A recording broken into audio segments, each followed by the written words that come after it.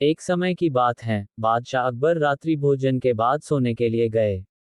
बादशाह अकबर गहरी निंद्रा में चले जाते हैं। वह मध्य रात्रि में एक अजीब सा सपना देखते हैं। इस सपने की वजह से बादशाह की नींद अचानक से खुल जाती है। बादशाह इस सपने का मतलब समझ नहीं पाते हैं। इसी परेशानी के कारण उन्हें पूरी रात नींद नहीं आई। सुबह बादशाह अपने दरबार में जाते हैं और वहां पर सभी को बादशाह बहुत परेशान नजर आते हैं। बादशाह के चेहरे पर परेशानी साफ दिखाई दे रही थी। बादशाह अकबर से उनके मंत्रियों ने उनके परेशानी का कारण पूछा। बादशाह रात में आए सपने को सभी मंत्रियों के सामने सुनाते हैं। रात को मैंने एक अजीब सपना देखा, जिसमें मेरे सारे दांत टूट जाते हैं, पीछे सिर्फ एक दांत ही बचता है। बादशाह ने सभी मंत्रियों से इस सपने के पीछे का कारण पूछा। तब सभी मंत्रियों ने एक मत होकर बादशाह अकबर को सलाह दी कि किसी विद्वान पंडित या ज्योतिषी से इस बारे में पूछने पर जवाब मिल सकता है। बादशाह ने अपने मंत्रियों की सलाह मानते हुए तुरंत बड़े बड़े विद्वान ज्योतिष को सभा में बुलवाया और अपनी सारी परेशानी ज्योतिष को बताई। ज्योतिषों ने कहा, जहां पनाह, इस सपने का मतलब है कि आपके सारे रिश्तेदार आपसे पहले ही मर जाएंगे।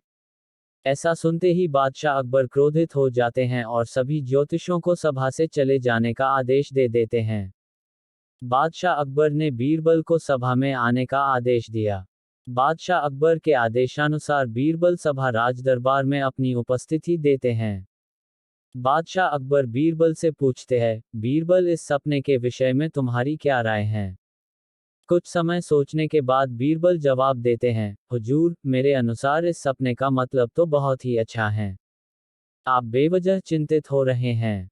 बादशाह खुश होकर बोले, अच्छा, तो बीरबल जल्दी बताओ, इस सपने का क्या मतलब है? बीरबल सपने का मतलब बताते हैं कि आपके सभी रिश्तेदारों में आप सबसे अधिक और लंबे समय तक जीवित रहेंगे। यह सुनकर बादशाह अकबर बहुत खुश हुए। वहां सभा में बैठे सभी मंत्री बीरबल से पूछते हैं कि सभी विद्वान ज्योतिषों ने भी तो यही कहा, फिर बादशाह क्यों गुस्सा हो गए? बीरबल ने कहा, किसी भी विचार को बोलने की अलग अलग शैली होती है। किसी के सामने बात को सही तरीके से बोलना चाहिए। इसके बाद सभी दरबार से चले गए। इस कहानी से हमें क्या सीख मिलती है? किसी भी समाचार को बोलने के दो तरीके होते हैं। एक सकारात्मक तरीका, जिससे सभी को वो समाचार बुरी होने पर भी कोई फर्क नहीं पड़ता, और जब वही समाचार नकारात्मक तरीके से बोला जाए तो सभी को बुरा लग जाता है। इसलिए हम सभी को कोई भी बात सही ढंग और शैली से बोलना चाहिए।